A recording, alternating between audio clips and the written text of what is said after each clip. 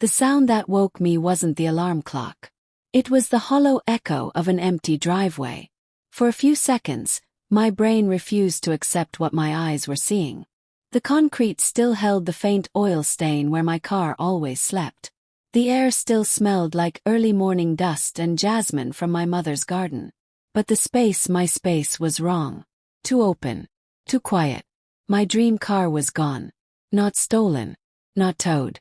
Gone in the way only family can make something disappear. Cleanly, silently, and without asking. I stood barefoot on the cold tiles, my phone trembling in my hand, scrolling through old photos like they could undo reality. The metallic blue curve of the hood. The way the leather seats smelled new even after 2 years. The way driving it felt like proof that my life, my hard, lonely, earned life, was real. I didn't cry yet. Shock doesn't come with tears. Comes with stillness. Inside the house I heard voices. My parents were already awake. Normal. Like nothing had been taken from me.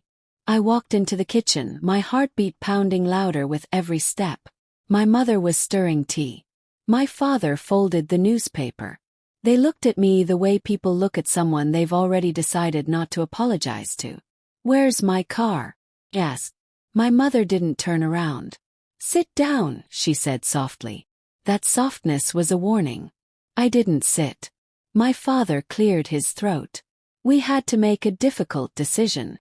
Those words, "we had to," were the same ones they'd used my entire life. When my college fund disappeared. When my birthday money went missing. When my promotions were celebrated with silence, but my sister's failures were met with family meetings and prayer circles. "What decision?" I asked, even though my chest already knew. My mother finally faced me, eyes glossy but firm. "Your sister needs help." There it was. My sister, beautiful, fragile, endlessly forgiven, was sitting in a healing retreat somewhere I'd never heard of. A place that promised spiritual restoration, emotional alignment, and private therapy sessions that cost more than my yearly rent. "She's been struggling," my mother continued. "You know how sensitive she is." I laughed. Came out sharp and ugly. "So you sold my car." My father nodded once. "You're strong. You'll recover." That sentence landed harder than the betrayal. I bought that car with money I earned working 2 jobs while finishing my degree.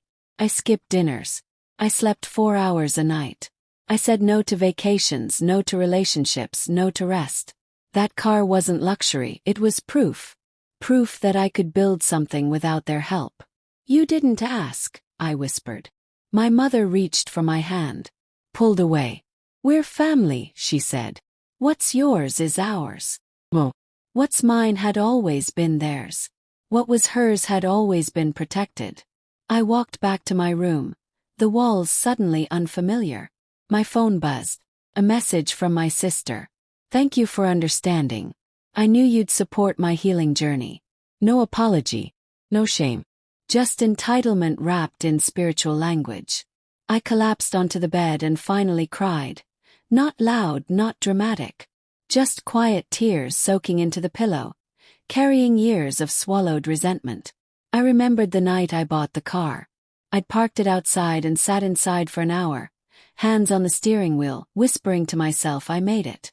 I'd never felt more alone or more proud. And now it was gone. That night, I lay awake listening to the house breathe. The same house that had watched me sacrifice without ever offering to catch me when I fell. For the first time, something inside me shifted. Not anger, not grief, but clarity. They didn't see me as a daughter. They saw me as a resource. And resources were meant to be used. I stared at the ceiling, heart pounding with a new, dangerous thought. What happens when the resource refuses to be extracted? Outside, the driveway stayed empty. Inside me, something filled, quiet, burning, unstoppable. By morning, I would stop asking for fairness. And that terrified them more than they knew.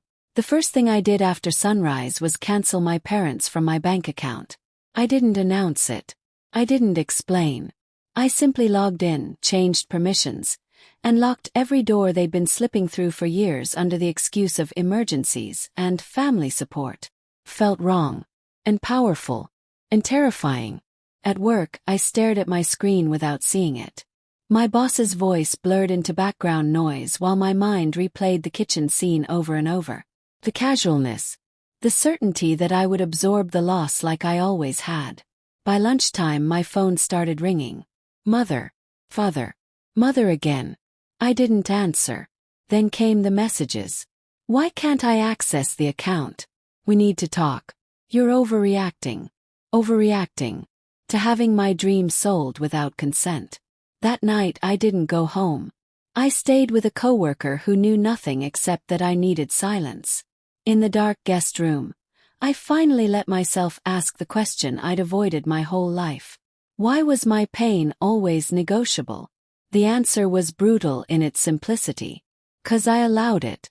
Growing up, I was praised for being low maintenance. For not needing much.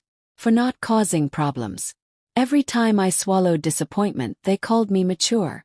Every time I sacrificed, they called me loving. My sister cried and the world stopped. I endured and the world moved on. 2 days later, my parents showed up at my office.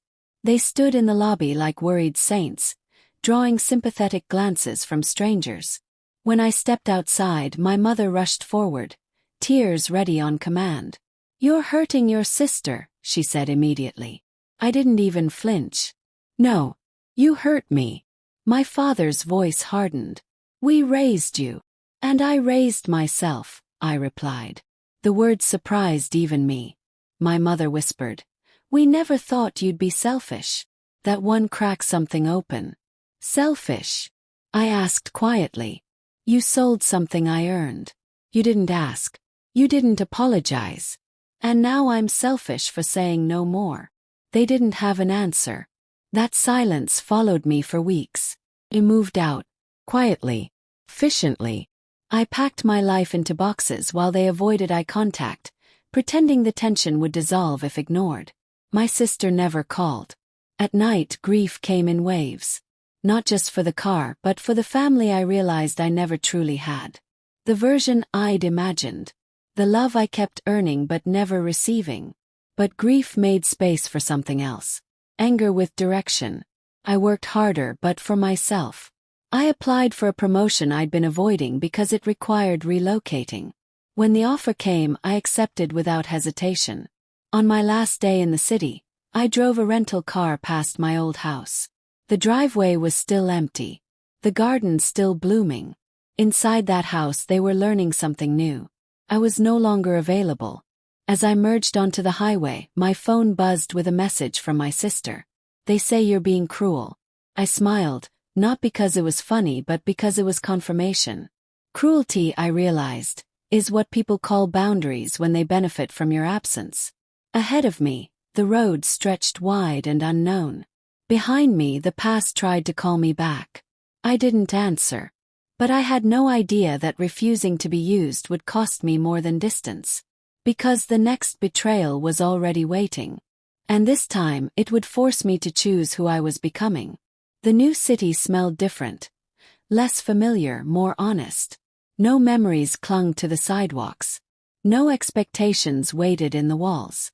For the first time, I wasn't the strong one. I was just a woman rebuilding. The job was demanding. Long hours. Quiet competition. But something inside me thrived there. I wasn't being compared to anyone. I wasn't being measured by how much I could give away. 3 months in, I bought another car. Not the same model. Better. Signing the papers felt ceremonial. When I slid into the driver's seat, I didn't whisper I made it. I said it out loud. "I choose myself." The call came a week later.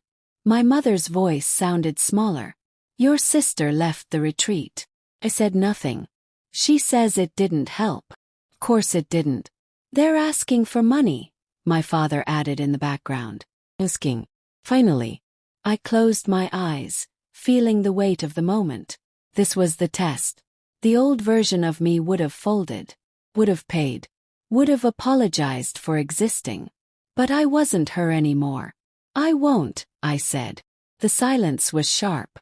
"She's family," my mother pleaded. "So am I." That was the last call I took. Months passed. Then years. I married a man who never asked me to shrink, who listened when I said no, who didn't confuse love with access.